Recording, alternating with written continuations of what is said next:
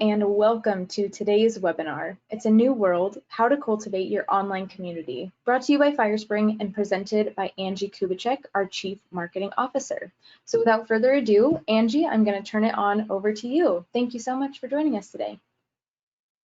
Hey, thanks, Julia. And thank you guys for joining. I'm so excited we have a full house. I'm sure this is a very hot topic in probably every business and organization across the globe right now, as we are trying to make sure that we are doing a great job of engaging our customers or donors and supporters every way we can. So real quick, I'm going to just do a high level intro about Firespring, but then we're going to just jump into today's content because we have a lot to go over.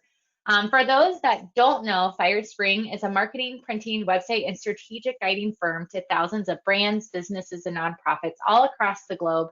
And we actually service the majority of our clients that are in the nonprofit vertical. So we have a proprietary software that we use to help nonprofits manage their mission. And that is really kind of at the center point of what we do at Firespring. But we also have creative fulfillment services as well as a print shop in-house. So we're really able to help the nonprofit community grow and cultivate towards their mission, kind of soup to nuts throughout their entire communication cycle with their donors and their supporters. We ourselves are located in the middle of Nebraska, actually not in the middle of Nebraska, in the middle of the country, in Lincoln, Nebraska, and we call it the middle of everywhere. We're really proud of our home base. We have a really great network of just people in our state that are really kind of community centric, and that's what we're about as Firespring. We are Nebraska's first B Corp, and just a quick level of what that means. It means that we are really committed to being a partner for social good. So our mission for our team is to make sure that we're helping our communities rise up as a group instead of just businesses rising up and leaving our nonprofit world behind us. So that's something we're really passionate about. If that is something that you're interested in learning more about, you can go to domoregoodmovement.com or .org, and you can learn more about that mission there. But today, what we're here to talk about is really learning how to cultivate your community so that way they're primed to support you when you need them the most. And so this is a really exciting topic because this is going to help you really make sure that you're setting yourself up for future success. As you can see, we have a lot of topics that we're going to be talking about today. And really, it's all about driving results online. So the landscape for fundraising has fundamentally shifted, more so now than ever before because of our unfortunate situation with COVID-19. But we're seeing this world now where social media isn't just influencing the way we connect and talk to each other, it's now starting to influence our buying cycle and our donor cycle. And so a lot of us are really amazing at cultivating our communities in traditional methods, which is more of those in-person interactions. But now with the internet and everything at our fingertips, we're having to kind of shift our plans a little bit. And right now, it's something that's becoming really challenging because you want to make sure that you're standing out in a personalized and authentic way. But you also need to make sure that you're looking at how you're going to, understand and utilize the channels that are in front of you. So that way you're maximizing your connections that you're making. And so basically our goal is to help you figure out the best way to do digital networking. So today we're going to talk about what community stewardship means, how to get your board members, volunteers, and donors to start helping you fundraise every single day. We're going to walk through 10 vital actions to help you cultivate a network that's going to be eager to support you. We're going to discuss why a consistent communication is essential, and then how to generate loyal support long past a specific campaign. And then we'll wrap up with action steps and a Q&A. And if at any point during today you have questions, please submit those. Julia does a great job of sending those my way at the end of the presentation. But then if we do run out of time, I will be able to, she and I will make sure that we get you an email response before the end of the day. I will warn you that there's a lot of content. So some areas I kind of steamroll through rather quickly. Other areas I'll kind of stop and pause on, but stick with me because there's a lot of really meaty content here. And I think the biggest advice I can give you as you're listening to this webinar or any other webinar about how to engage your community right now is to really think about it through the lens of what can I realistically accomplish, right? We all have so many energy units that we can put out in a week. And if you have a 40-hour work week, you have to assume, 5 of those are going to just be administrative tasks. And then maybe 32 of those hours are going to be put towards really trying to drive towards your mission. So I could recommend thinking about how many energy units are you going to be able to put into this type of an effort across your organization. And that will help you then be able to think about how can I make a successful action plan to putting some of these ideas into action for your organization. So don't try and do the kitchen sink. Don't try and do it all at once, but think about what are 1 or 2 things that you can take away from today that you could put into practice, because that's how we achieve that success, is that, we stair step our way into it and we just kind of take 1 step at a time. And that's what I want you to think about. And if you've already started that process, then hopefully today you're able to start halfway up the staircase versus at the bottom. But let's not waste any more time and just jump into the content. So the time between your campaigns is the challenge that we are wanting to address with you guys today. So you don't really need to think about during this time. A lot of people don't really need anything from their network. So this is really the perfect time for an organization to fill up the bucket of their community and their supporters into helping stay top of mind, stay engaged. And so this is not your time to ask for funds, but this is your time to just build relationships. And how you can fill the bucket up of the people in your community is that you're wanting to showcase the value of your mission. You want to make sure that they understand how they can help you win in the long term. How do you start to get them to maybe give you some social connection, so that way you're poised for success when you have to go about your next big ask? And so think about when your next big fundraiser is going to be, and that's going to be your end date of the roadmap that we're going to kind of walk through today and talk about. And so between the moment of now and your next big fundraiser, that is your time to create a lot of positive sentiment towards your organization so you can have success. And then let's think about what that long-term impact needs to be for your organization. This is an exciting moment for you. A long-term focus will really help you think broadly about what are the best ways to form those relationships. And this is all about how we're going to transition your approach to be really about the community and your fundraising. And then this will help you with your long-term plans to really being able to scale up when you ask for those donations and those asks. So don't wait. You have time on your side. And one of the biggest mistakes people make is that they assume that they can just push it off, and that, maybe right before the next big ask is when you can start focusing on that community cultivation. But when you're kind of doing it during your quiet times, that's when you're going to see the most amount of success in the long term. So it's all about putting in a solid foundation and having those solid relationships. So think about, your best longstanding relationships. Sometimes those connections happened over time. Sometimes they did not. They took time to cultivate and to grow. And so think about that with your supporters and your constituents. And when you think about things that way, you start to really connect with people on a humanistic level. And so we're going to leverage your runway that you have right now, so that way you can really start to segment out your group and think about how you want to engage them, because not all 2 people are the same, but people have similar motivators. You can kind of group people based on, what gets them to feel motivated to support your organization. And when you start to think about that, you can start to break down, how do you want to prioritize communicating with the individuals that you connect with. And so when you want to invest in your network, you want to think about who cares about the cause? Why do they care about your cause? What motivates them to get involved? And then who takes that initial action when you ask? Who are the people that immediately jump up, raise their hand, and they're there to support you regardless of the time of year, kind of what's going on in the world, but they're the first ones to ask you. And then from there, when you kind of identify those people, who are going to be the ones that are ready to advocate for you? It's typically those early hand raisers. And so when we think about bucketing your individuals in that way, if you start to think about, okay, how do I move people up that continuum? So you're going to have the people who care about your cause. These are the people who have your back, they want to be there for you, but they may not be your biggest financial impact people. And that's okay, because those are the people that can help you grow your social community over time. And they can also be the people that have some of the best social media clout in the long term. So you want to make sure that you focus on those relationships because you can borrow their non-financial equity.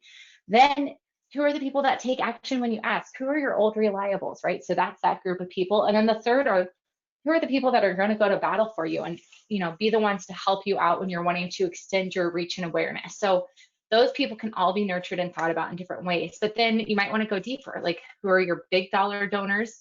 Might want to create that segment, but think about what segments make sense for your organization and start bucketing your time there. And then you can start to do your outreach and create communication paths for each of those different audience segments. So your goal is to move people along your continuum, right? So if here we're talking about caring about the cause, getting them to take action and then to advocate for you, it's also important to understand how people participate in the digital space. There's a lot of different actions that happen online, and the most common one is a lurker. This is going to be about 80% of your audience are lurkers, and these are people who have no interest and desire of putting their own social personality out into the world. They like to and love comments. They like to add businesses and personalities on social media and just be entertained, but they are not an original publisher. They are not going to put themselves out there. So this is going to be your quiet majority. Then you have your supporters. And these individuals are the ones who are going to comment on your posts. They're going to, if you put it out like, hey, it's so-and-so's birthday, make sure you donate, they're going to maybe take that action. This is somebody that, you know, gives support, and they will do some passive social engagements, but they're not going to just on their own willy-nilly share your post or advocate for your organization without being prompted. Then you're going to have your advocates, and your advocates are the people who are going to beat the drum for you. These are the people who are happy to share posts. They create their own social media content. They are willing to take a risk with their social channels a little bit. They're not afraid to build up their own personal brand in social media. And these are people who are amazing at amplifying an organization, but this is also going to be your smallest percentage of followers and connections within your organization. And so it would be inappropriate to think that you have hundreds of advocates within your organization. You probably have a handful or two handfuls of those. And so when we go to reach out to those people to have them promote your organization on your behalf, it's really important that you have a solid plan for that, which we'll talk about later.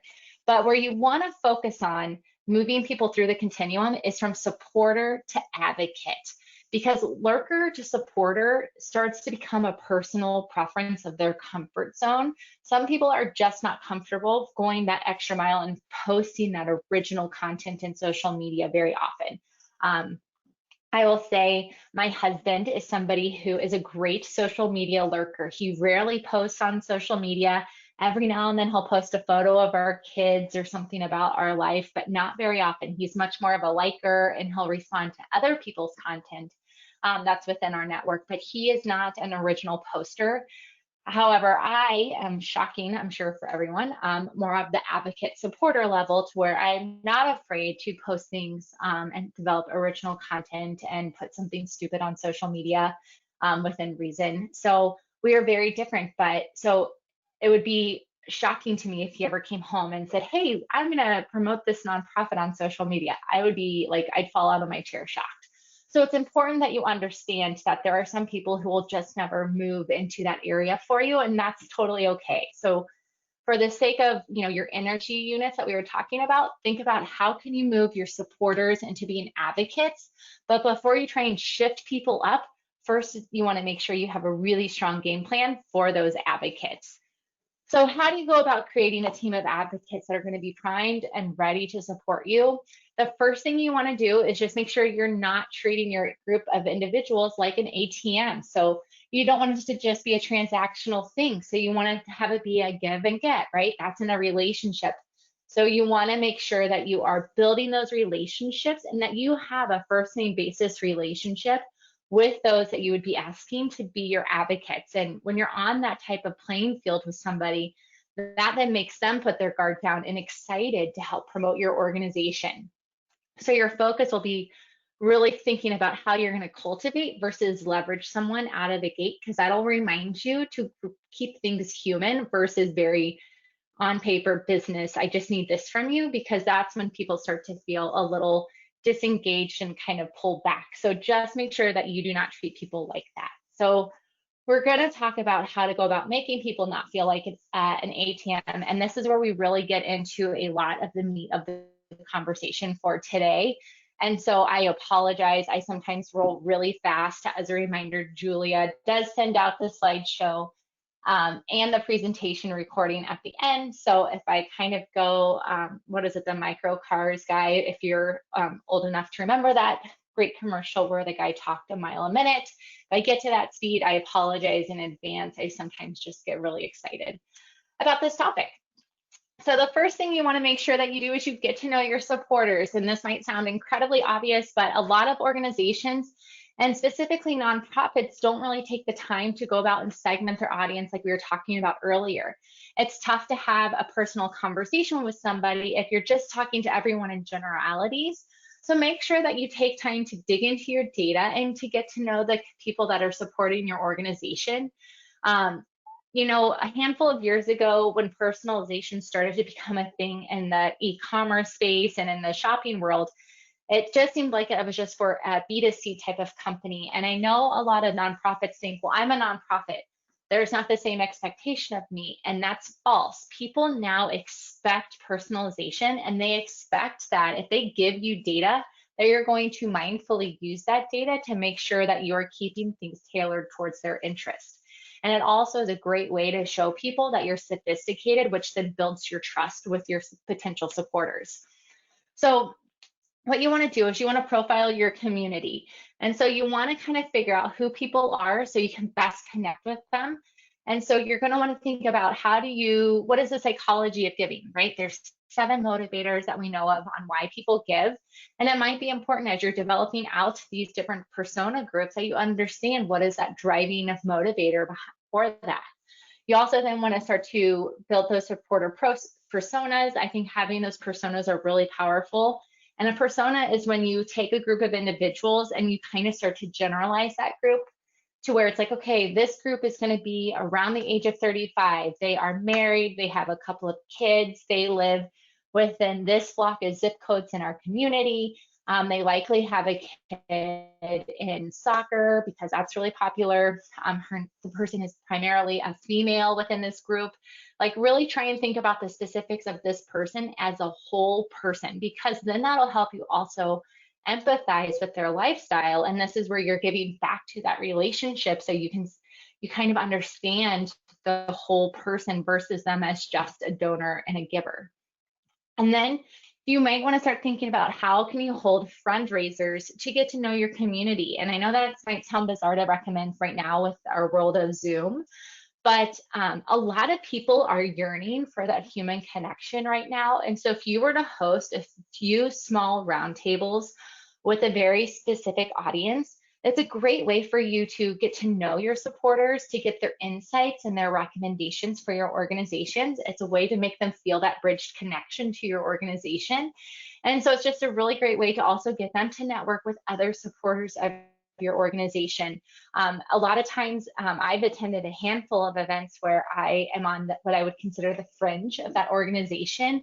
And when you're on that fringe, you can sometimes feel ostracized from that organization and network. So if you're pulling in your first-time donors to connect with maybe a long-time supporter, a family, a volunteer of your organization, that can really build bridges to help not only unlock future dollars, but to get them to feel buy-in towards your organization, to now they feel like they have to help you succeed.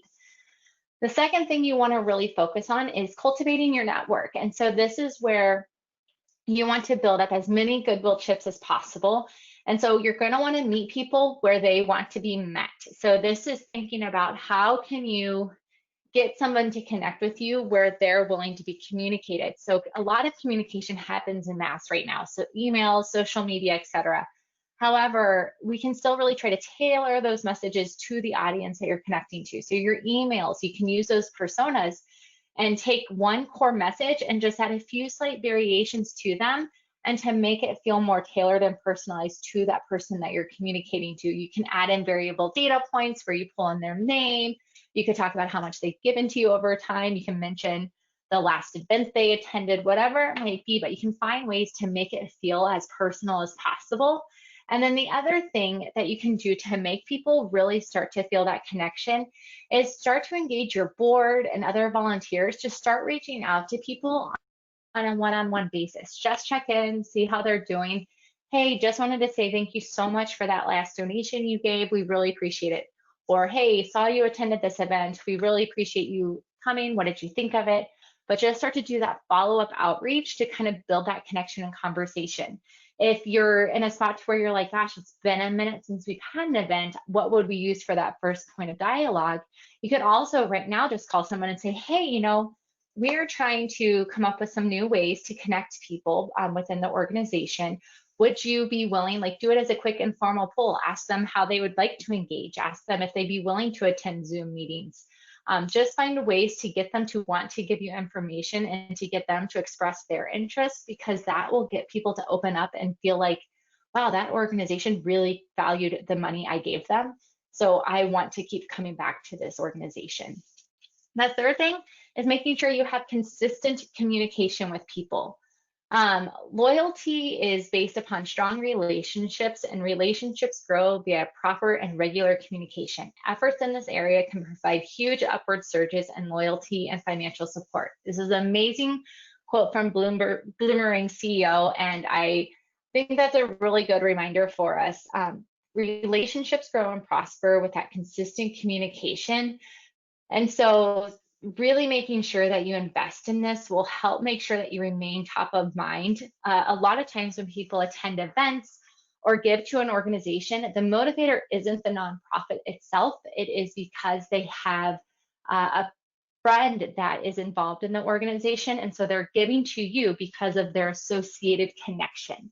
So then your job, when that is your connection to somebody, is to make it to where they shift to feeling an affinity towards your cause, and the primary motivator is because of their buy-in to your mission.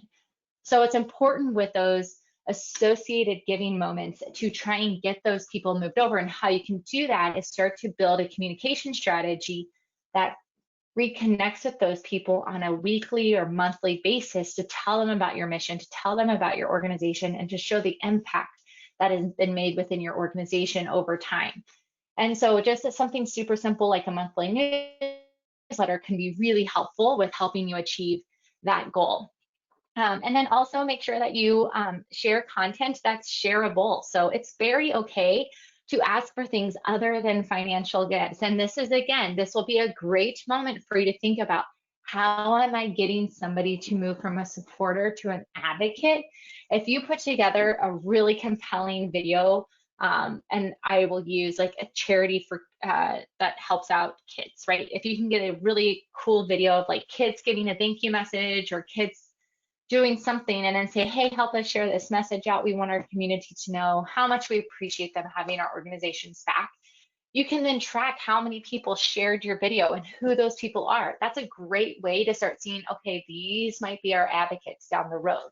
So you can start to kind of put things out there that will get you, A, more visibility, but B, it gets people excited to share your message. And that's when you know you've built a really cool piece of content that people connected to. And then again, you can start to identify who might be your advocates down the road. The next thing you want to do is leverage advocates to grow. So your strategy here is to grow your audience, which is your crowd. And so you want to give tasks to your core network to engage people on your behalf. And so this is where, like right now, I know people are kind of feeling a little wary about asking for that monetary give, just because things are tight in a lot of areas. People don't have that same disposable income. Jobs are up and down in a lot of markets. And so a lot of the feedback I've heard from nonprofits is, I'm not comfortable asking for a financial give right now, which is totally great. I totally get it. But you could then just ask people, hey, would you mind sharing something on our organization's behalf? And that thing they're sharing isn't asking for their network's money. It's just sharing so you gain awareness within your community.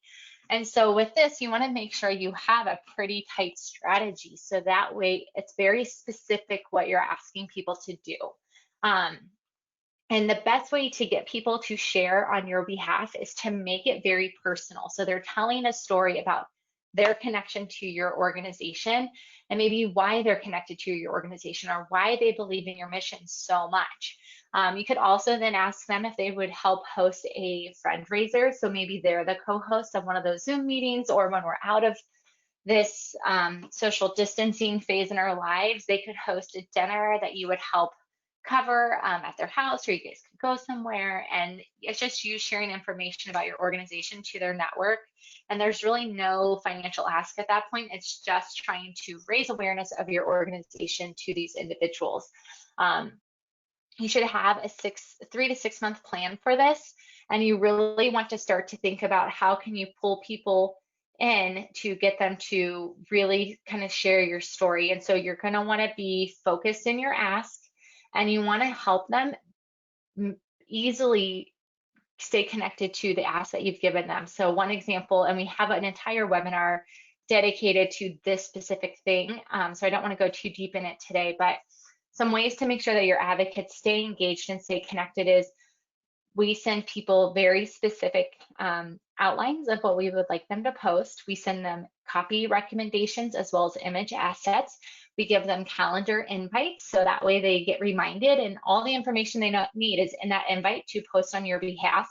And then the last thing you do is you just shower them with thanks. Oh my gosh, we saw your social post. It got X likes. That's so exciting. Thank you so much. Like, that just makes someone feel really great that they just did this thing that took them 30 seconds to do. And if you say, oh, that was really amazing, that makes them feel really great, because now they got the feel good of knowing they've helped you, but then you're showering them with gratitude, and that just helps fill up those like goodwill buckets. I also only recommend, if you haven't worked with your network as advocates before, start with like 4 or 5 that you have a really good relationship with. Let them know what you're trying to achieve. Let them know why having them leverage their network to talk about your organization is powerful for your organization, and let them know that you're beta testing. So you want their feedback, that you want to be able to make this a program that helps you really kind of extend your mission and your reach. And usually people are A, really forgiving when you're that honesty and transparent about it, but B, then you get really valuable feedback as you go to grow your program. So we're halfway through these 10, but the 5th thing you want to do is to humanize your organization. And this sometimes takes a little bit more effort depending on the type of individuals working for your organization. But we are beyond the phase in life where we keep everything business only. Depending on the professional tone and voice of your organization, sometimes this is a challenge for people.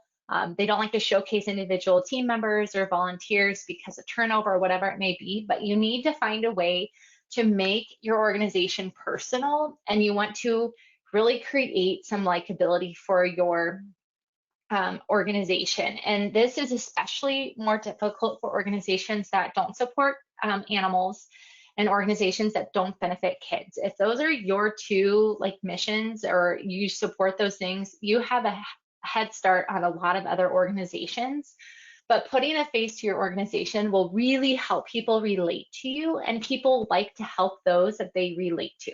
So think about, how does your audience, like, what do they like? What entertains them? What makes up their networks? And think about how you can speak and communicate in ways that open people up to being receptive to your messages. So being vulnerable and being distinctive can really help you stand out, especially in social media and email. If people feel like they want to watch what you're saying, that's really powerful stuff. Lately, I've been on a TikTok binge, partially for work, partially because it's a black hole that's super easy to get pulled into. But some of the things that I'm seeing within the really powerful content creators is they get people pulled into the story they're telling. There is a pathing to the story that's going out there. So this isn't just telling your story unplanned and uncoordinated. This is developing a strategy of, how do we get people to feel the heartbeat of your organization? How do you get them to sense your ups and your downs? So showcase your organization, your volunteers, the depths of work that you're doing, the amount of time and energy you're putting into solving your mission or working towards your mission. And that helps people feel like, oh, I want to see you succeed. We have a whole nother webinar dedicated to storytelling for nonprofits that I would suggest you check out. But all of those bridge together with that plan, and you have a start and a middle and an end of how you're going to tell each of your story paths about your mission. It will really help you get people to connect and really feel what you're trying to get them to do. And they're going to feel happiness when they see your highs, and they're going to feel heartbreak when you have lows. So be transparent. Don't be afraid to show behind the curtain of eyes. Let them know what it takes to win, and let them know when you have those hard days. All of the behind the scene insights make people feel like they are a part of your mission. And so right now it's very in vogue to be very real and raw. So it's, coming from a creative agency, your content doesn't have to be perfect. It just has to be authentic. And that's going to really help humanize and create those connections, so people have that relationship with your organization, and they will look forward to seeing the content that you put out, which will then help you expand your reach and to have more engagement in your channels of communication. So we're halfway through. We've had a lot of really kind of important nuggets of information. And so if you're starting to wander, you're starting to think like, oh my gosh, I'm a little overwhelmed, take a deep breath. One of the consistent things is have a plan. Write it out, take a clarity break, and think about what is the thing that we can do with our open time within our calendar to coordinate ourselves, so that way when we are publishing, it's all working together and not sporadically. And that's going to be the thing that's going to help you make all of these steps work really, really well. And additionally, if you are feeling like you don't have any of that time to do things, at Firespring, we have an entire team that is dedicated to helping people with their strategic planning how to engage their constituents. So we would love to be that partner to help you out on those things. But also, this is something that, honestly, with a lot of organizations, we say do that stuff when you're ready, because you have to be ready for that uptick in success, but B, that time to really put into that planning. And so as a partner to a lot of nonprofits, we like to build kind of patient and a crawl, walk, jog, run, sprint approach to helping people achieve this cultivation and community engagement steps throughout time. But if you're feeling like this is something you're going to need help with, Firespring would love to be that helper and partner. But a lot of these things you can do on your own. You just find ways to make your days a little bit more efficient. And as you plan and coordinate, things start to become easier to do and take on as you get more efficient at the workflow. So the sixth thing you want to do is make sure that you're inciting action through commitment. So this is a really interesting thing. So this is about, how do you get someone to put their foot in the door of helping you out? So how can you get someone to take a very small action and get them to feel committed and teed up? So this will help somebody feel like they're emotionally invested. So the first request is to get their identity. And then if they say no, then you go to the second request. And if they say yes, when you go to that second request, it makes it really easy for them to say yes. It's a cognitive dissonance. And so what happens is like, there was a study that was done a while ago, and a bunch of scientists went out and they picked a topic in a community, and they were like, we're going to test to see if people support it at a small level, are they willing to continue supporting it when we ask for a larger ask.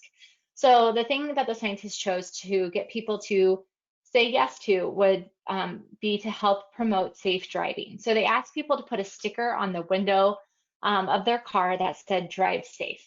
The scientists then came back a few weeks later and said, this is still an issue. Would you mind putting a sign in your yard? Like a really big, tacky yellow and pink sign.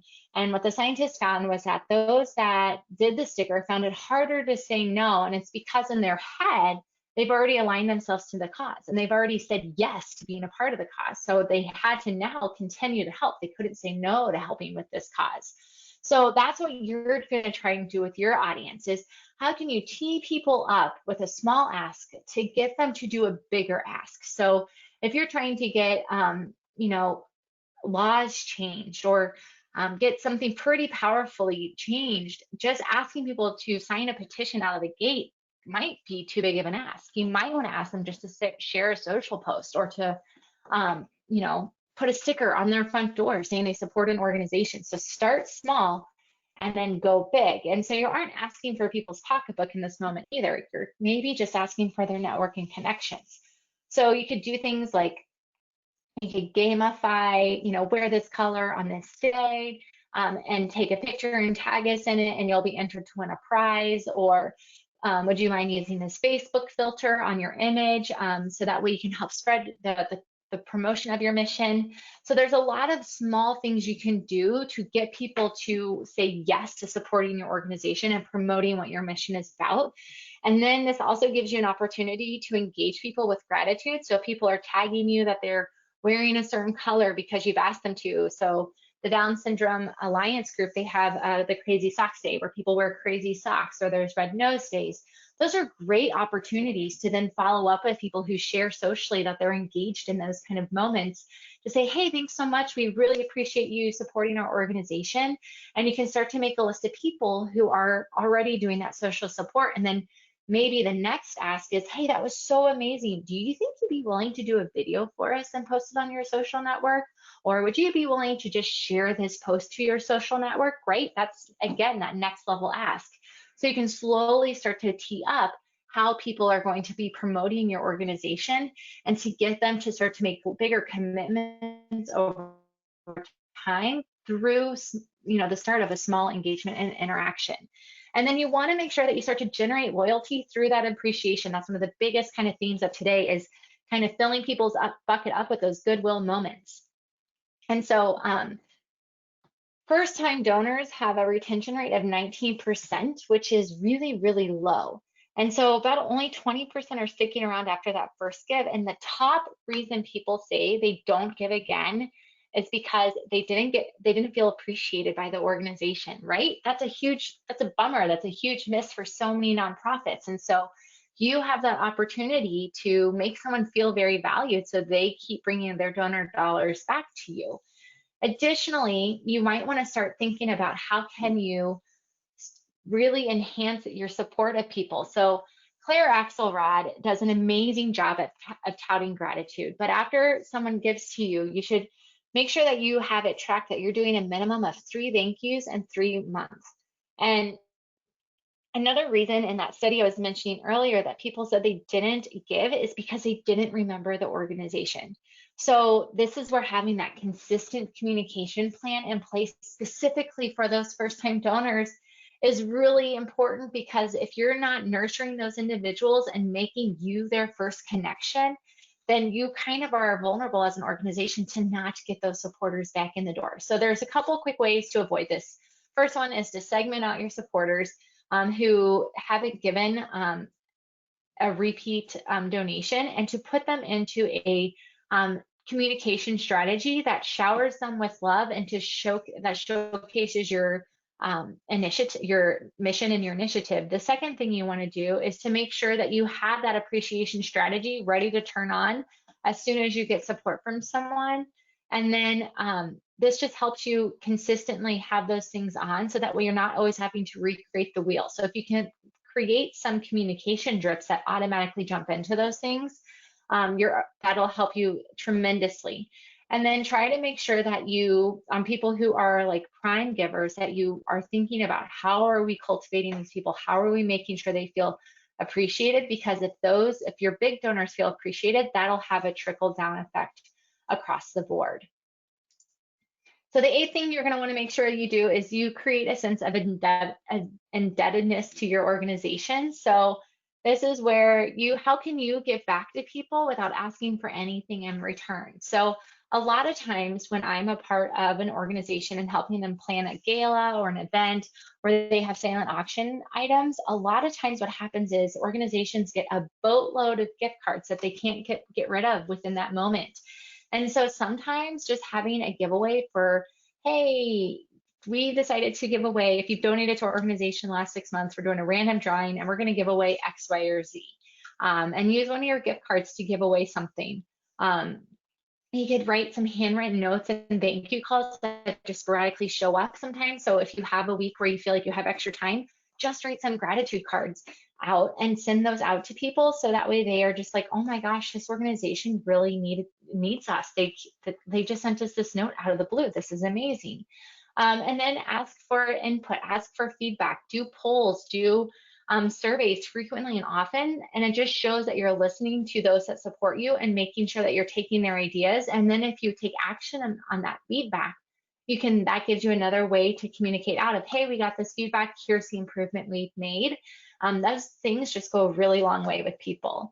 The ninth thing you want to do to make sure you're engaging your community is to raise up your social profile. So this is really making sure that you are being prompt and responsive in the social media space.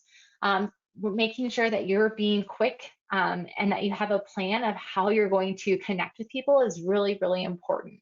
The other thing you want to make sure that you're doing is you think of social media as a way that it's your platform to have a voice. So don't be afraid to get creative and have fun with it. People look to social media to verify nonprofits to make sure that you're being active in the space.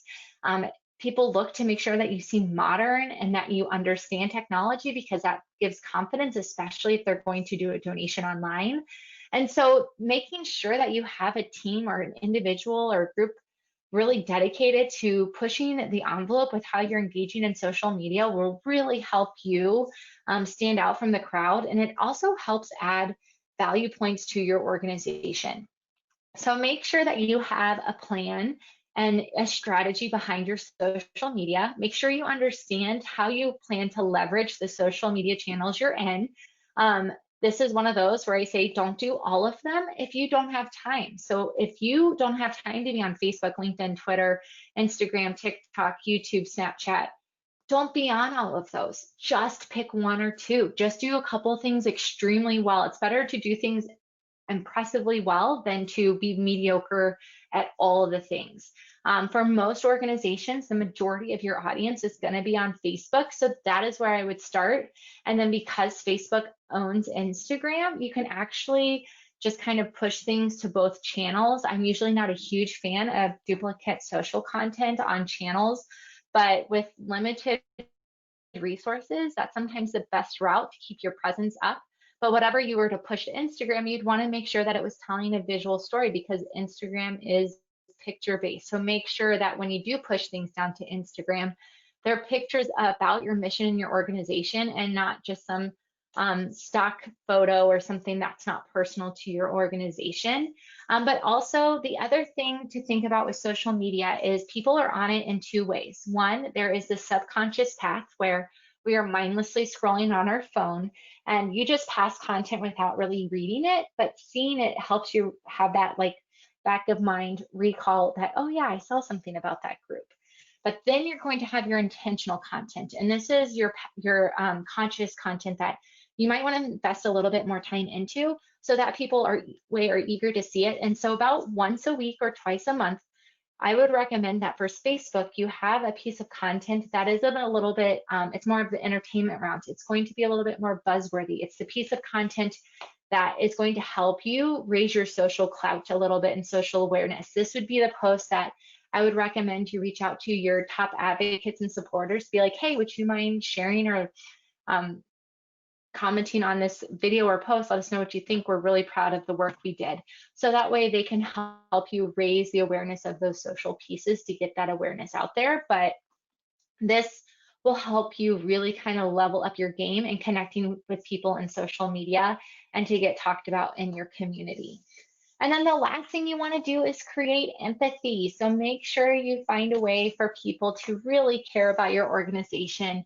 You want to have them care enough to give, especially in the moments that we're in right now. So a lot of times, you know, people I know right now are kind of paring down what they're able to give, but you want to be the organization that they're like, I can't not give to them. Like I have to because they're that important to our community. So make sure that you have third-party people validating what you do, that there's a need for your organization, share convincing statistics, and then show real-life representations. Putting that face to your cause capture the testimonials of those who have benefited from your organization. So that way it's their voices and words raising up your organization, creating that empathy versus you talking about your organization, because when others do that conversation, it means more and it's really grounded more in that. And again, then if your organization isn't about the puppies or the babies, it does make it a little bit more challenging. But this is where if you can get those testimonials of those who have not only supported you, but benefited from you, that makes things really, really impactful for your organization. And you can weave that into your brand storytelling. So just remember, when we're cultivating relationships, it's actually about the relationships. You're trying to make people feel like they work for you without them actually working for you because they care that much. You're building brand awareness. So this is about extending your reach beyond just what you currently have. It's getting people willing and ready to leverage their own social clout for your organization. It's about being relevant to what's happening in your community. It's about what's being relevant to a conversation and meeting people where they're at. You're trying to bolster your online image, especially now, that's really critical.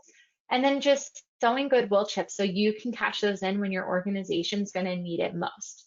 If you're focusing on using your runway, you're going to have so much success in these areas because you're going to have a plan and you're going to start activating against that plan. So that's a lot of information. So you're probably saying now what?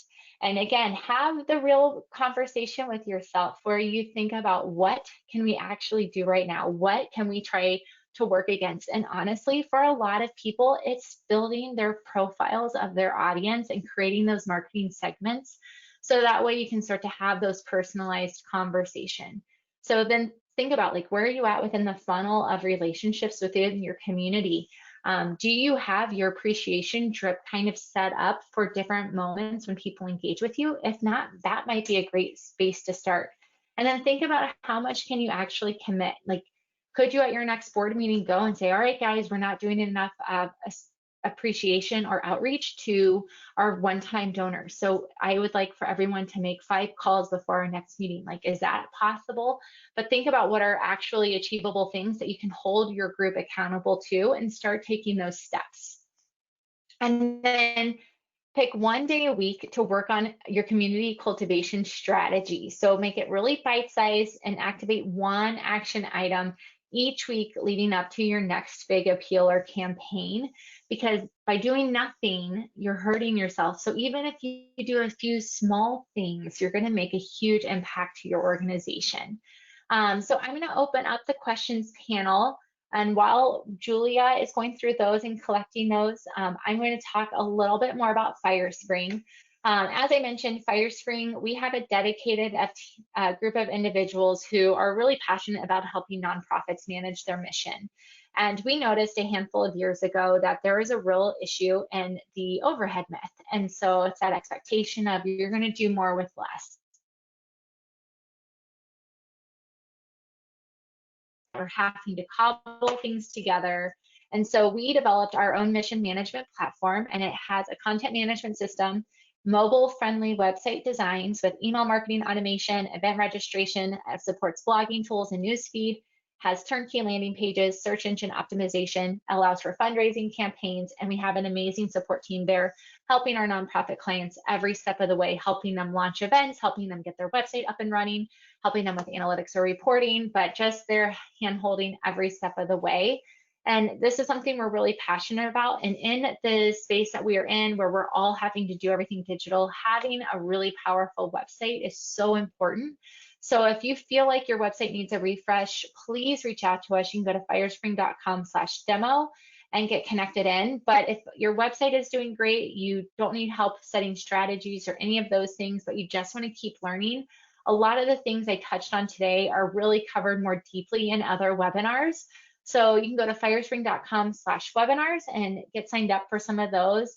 A couple of really great ones that I would recommend joining is this would be the Social Media 102, the Power of Blogging and Thought Leadership, and then Storytelling for Impact on your website. Those really kind of connect into the topic from today. Additionally, please take this survey. It helps me know how I'm doing when I'm providing content, make sure that we are meeting your needs. If you're going to spend an hour with us, we want to make sure that it is an hour worth your day.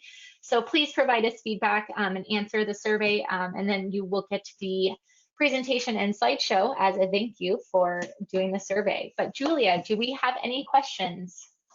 Hey Angie, thank you so much. We do. The first question that we have here, they just want a little clarification. When you were in the generate loyalty through appreciation section, can you clarify what you mean by designating the first 20 minutes of a board meeting for assigned calls? Yeah, so what that means is at that board meeting, maybe 20 minutes is a little too long, but I would recommend that whomever your executive director is, or depending on the roles within your organization, have someone bring a list of people who haven't had a phone call or been connected with in the last 90 days. And I would have an expectation within your board that people reach out and just have a conversation with those who have supported your organization either through volunteer or financial impact.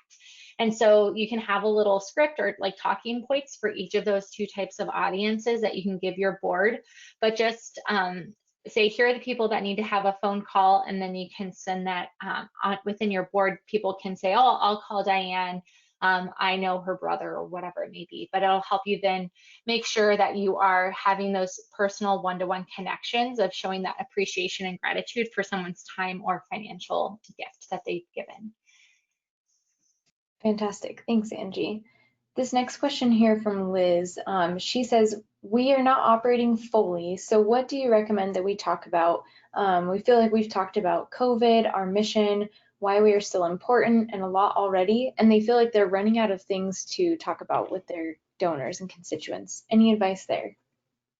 I think a lot of organizations have had to make business pivots because of the unfortunateness of COVID and how long it's all stringing along and with the resurgence of things.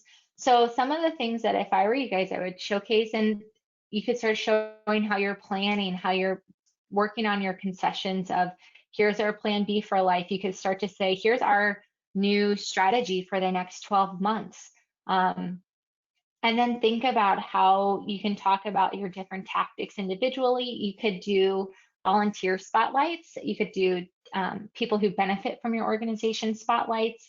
But you then, if you feel like you're really kind of shoring up, I don't want to say go dark, because I think going dark is a bad thing to do, but I would pull out, and you guys could do like Throwback Thursdays or a Look Back Wednesday, where you're celebrating like moments in your history or how far you've come, and just put different spins on things that way. Great advice. Thanks, Angie. Okay, and this last one that I have here, they're wanting to know what your opinion is on boosted or paid social posts. They know that it allows you to get your organization more exposure, but they want to know what they should expect out of it and what that boost post should lead to.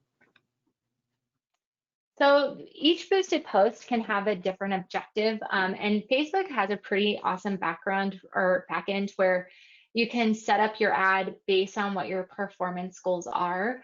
But I really like doing a boosted post. I only recommend doing one boosted post a week just because of how their algorithm works. That's usually your best route. And I would also say, don't boost your post right away. So I would post something organically, and I would have it obviously be the piece of content that you've maybe put a little bit more time and energy into, that tells a story, that's there to entertain, that's going to make people want to look at it, read it, watch it, whatever the action is. But then think about what your call to action is going to be. Is it asking them to go to your website to take an action? Is your ask to get a share? Is your ask to get people to sign up to get something? So make sure that your call to action is very connected to the content within that post. But then for a lot of that, like sometimes it's just to get awareness, and I really don't like paying for likes, because then you have to pay to re-advertise to some of those earned likes over time. But it does give you that boosted awareness. So if you're just trying to increase your reach within your community, I sometimes look at shares and then your overall impressions, and then I look at organic impressions versus viral impressions. And viral impressions within Facebook are those that come off of a tertiary experience. So if I see your post and I engage in it and then I share it, the viral impressions are the impressions that you're getting from my personal network. And so those are ways that I sometimes measure my awareness boosted posts. But some other posts, it's very specific. Like that post was supposed to generate donation dollars. So I track how many visits to my website and then how many visits to that landing page converted into a donation. So it just depends on what your objective is for that post. Great. Thank you so much, Angie. Well, I know we're right about at time, so I will go ahead and just let you finish us out today. Thank you so much. Thank you again, everyone, for attending. I hope this was a mindful hour for you. You guys have a great rest of your week. Thank you for choosing a path to impact our communities and to help make our community stronger. You guys have a great rest of your week, and we hope to see you in the future.